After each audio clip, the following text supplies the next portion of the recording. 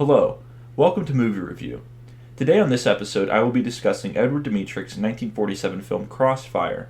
The film deals with a Jewish man who is killed by an anti-Semitic soldier and the investigation around who did it.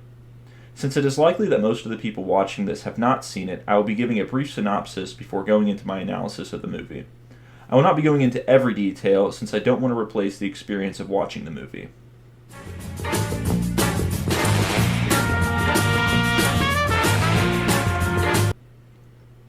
The film opens with Joseph Samuels being brutally beaten by a mystery man in shadow, who then grabs his friend and leaves once Samuels is dead. The police are called in to investigate, and through an interview with Samuels' girlfriend and a wallet found at the scene, they know a soldier most likely did it. As the detectives are wrapping up their initial investigation, a soldier named Montgomery, also referred to as Monty, appears in the doorway, and he is looking for his friend. The police are obviously suspicious of Monty since a soldier is their prime suspect. Captain Finley, the head detective of the case, asks Monty who he's looking for. Monty vaguely says he's looking for his friend who was last seen with the man that they had met at the bar. The police inform him that the man that they met at the bar, Samuels, has been murdered. Finley continues to press Monty for more information, asking where he's going, why he's in town, and what's the name of his buddy that he's looking for. Monty reluctantly gives up this information, telling him why he's in town, where he's staying, and the name of his friend, Mitchell. Mitch, we called him. Finley is able to match the name Mitchell with the ID that they found at the scene. Finley then sets up at the hotel where a bunch of soldiers are staying at and brings in Mitch's close friend Keeley to get more information on him. Keeley tells Finley that he has no idea where Mitch is and swears up and down that Mitch couldn't have killed the guy. You think he killed anybody, you're crazy. Why? He's not the type. Mitch was a soldier who never killed anyone. Finley asks Keeley why he made a phone call to Mitch's wife that afternoon. Keeley is initially very hesitant to give out the reason why. It was personal. It wouldn't interest you. But he explains to Finley that he was bringing in Mitch's wife because Mitch missed her greatly. Clearly, Mitch does not seem to be the type of person who would commit a murder, but all of the evidence is pointing towards him. Unsatisfied with Keeley's answer, Finley brings in Monty for more questioning. Keeley is confused as to what Monty has to do with this situation, and Finley explains that he and another one of Monty's friends, Floyd Bowers, were at the bar earlier with Mitch, and that they had met Samuels there and went up to his apartment. Keeley is very skeptical of Monty's story. You're just taking Montgomery's word for all this? But Finley shows him that they found Mitch's wallet at the apartment. Not entirely. We found Mitchell's wallet there. Monty comes in to tell his side of the story, and he also professes that Mitch couldn't have done it, but he does it in a way that doesn't totally absolve Mitch of the crime. He recounts how he met Samuels at a bar after Leroy, who Monty refers to as a dumb hillbilly, spilled a drink on Samuels' girlfriend. Leroy leaves the bar after Monty belittles him, and Monty tries to strike up a conversation with Samuels, but it's more of Monty monologuing and Samuels reluctantly listening to his speech about civilians being no good in the army. Mitch gets up from his seat and moves on to the other side of the bar, wanting to get away from Monty. Samuels leaves Monty and goes over to Mitch to talk to him. Since this is from Monty's perspective, we're not really sure what they're talking about, but after a while, Monty sees Mitch, Samuels, and Samuels' girlfriend leave the bar. Monty and Floyd decide to follow them to Samuels' apartment, where Samuels is trying to help Mitch feel better since Mitch is clearly very drunk and does not feel well. Monty suggests that he goes and gets some air outside, and Mitch leaves, saying he'll be back. Samuels asks Monty and Floyd to leave since he has to get going, and they politely abide with no resistance. They step outside, and Mitch is nowhere to be seen. Floyd then takes a cab to go somewhere, and Monty continues to look for Mitch, but Mitch is nowhere to be found, and he eventually returns to the apartment where he then meets up with the detective Finley where they're doing the investigation. Although Monty's story is pretty solid, he does let his mask slip a little bit when Finley asks him if he had met Samuels before. Monty says no, but he's met people like Samuels before. When Finley asks him what he means by that, Monty replies, Oh, you know. Some of them are named Samuels. Some of them got funnier names. This is our first clue that Monty may in fact be the killer and killed Samuels for anti-Semitic reasons. Finley lets Monty go and continues to interview Keeley.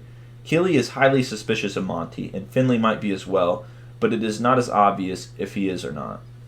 Determined to prove his friend's innocence, Keeley decides to go out looking for Mitch. He eventually walks into a restaurant, and Keeley spots him, and the pair is able to sneak into a movie theater so they can talk without the fear of Mitch being arrested. Keeley asks Mitch to tell his side of the story.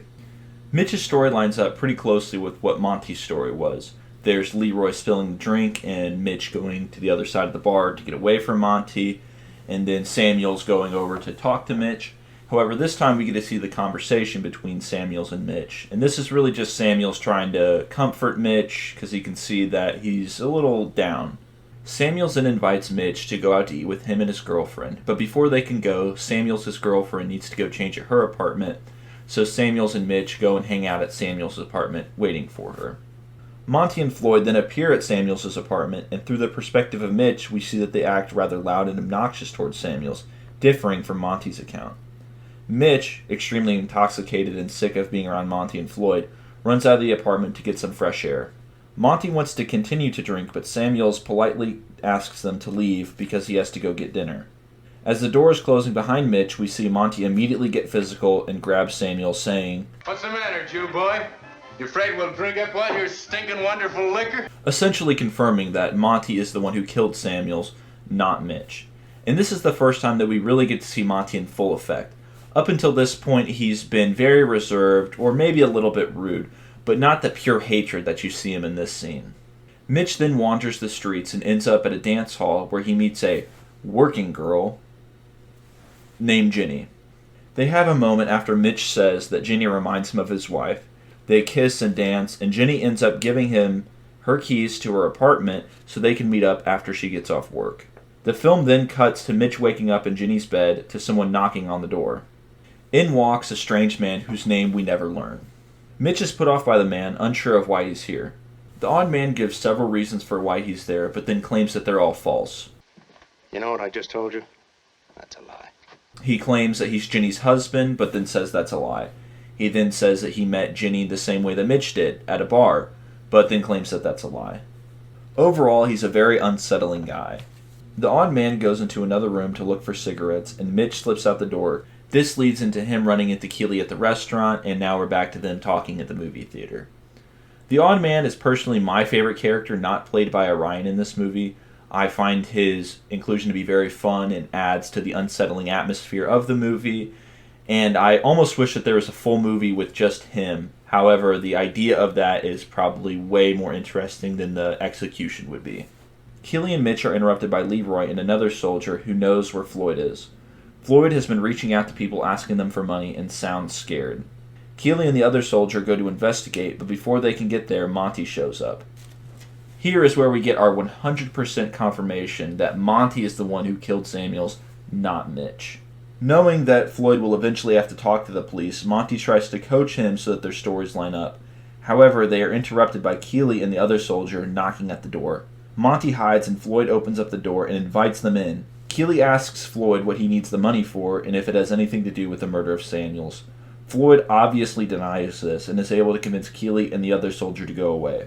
Even though Floyd has denied that Monty has had anything to do with the situation or any knowledge of the murder at all, Monty is furious that Floyd has reached out to anyone while he was trying to lay low. So much so that Monty ends up killing Floyd and hanging him by his own necktie, a half-hearted way of making it look like a suicide.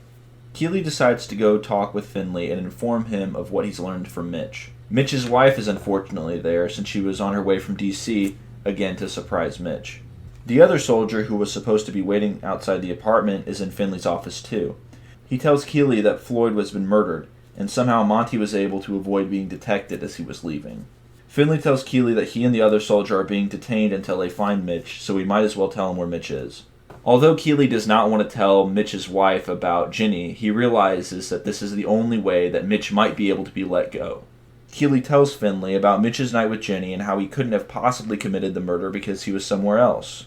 Mitch's wife takes this surprisingly well, considering that she just found out that her husband might have committed a murder and definitely cheated on her. She is then able to bargain with Finley that if Keely gives up Mitch's location, she is allowed to talk to Mitch before they arrest him. Finley agrees to this, and she uses her time with Mitch to get the address of Jenny so they can go confirm Mitch's alibi. Just before going into Jenny's apartment, Mitch's wife convinces Finley to let her talk to Jenny first, as she will likely talk to her more than she'll talk to a cop. However, Jenny essentially refuses to answer any questions. It isn't until Finley steps in and assures her that there is no legal ramifications for her talking. Even then, she is unable to confirm Mitch's alibi since she wasn't at her apartment at the time. Thankfully, the odd man steps in and is able to confirm that Mitch was there at that time. The alibi confirmation, an interview with Mitch, and additional evidence convinces Finley that Mitch is not the murderer. In fact, Finley begins to suspect Monty, and after a second interview with Monty, he believes that Monty is the killer. Finley calls Keeley back into his office and asks him for help on catching Monty. Keeley asks Finley what made him change his mind, and Finley talks about how he couldn't see a motive in Mitch. He goes on about how none of the men involved in the murder could have known Samuels long enough to kill him for any of the traditional reasons, like money or because he was in love with his wife. The motive had to be inside the killer himself. Something he brought with him. Something he'd been nursing for a long time. Keeley says he knows what he means, and he was extremely aware of Monty's bigotry and agrees to help Finley catch him. The plan is to get Leroy, a soldier who Monty believes is so dumb that he couldn't possibly be setting him up, to tell Monty that Floyd is looking for him. Leroy is initially very hesitant to help with this plan. He feels like he is betraying the army and is scared of what Monty might do. A major assures Leroy that he is not betraying the army. The Army's never been proud of men like Montgomery, so don't worry about being disloyal to your outfit. This and a passionate speech from Finley about the dangers of hate and bigotry, using the story of Finley's grandfather who was killed because he was Irish, sways Leroy to their side to catch Monty. Although this speech is a little on the nose in terms of messaging, I think it fits within the movie. It makes sense why Finley would be monologuing to Leroy, and I think it adds a lot to the film. The plan works, and Leroy is able to fool Monty into believing that Floyd is alive and wants to see him. At first, Monty tries to see if there are any mentions of Floyd being killed, to see if Leroy or someone else is setting him up or tricking him, but there's nothing about it in the papers. Eventually he goes to the apartment where Floyd was at before, but obviously Floyd is not there. Finley and another detective are waiting there for Monty. The detective reveals that the address that was written down on the slip of paper given to Monty was the wrong address, and the only reason that Monty would be at that address right now is if Monty had been there before. Before they can formally arrest him, Monty tries to escape and run down the street. However, Finley is able to shoot him from the window, instantly killing him. Finley and Keeley are able to meet up at the scene, and Finley asks Keeley if he thinks that Mitch and his wife will be able to work things out. Keeley is pretty sure they'll be able to. Leroy also appears at the end of this scene, and he and Keeley walk off to go grab a cup of coffee.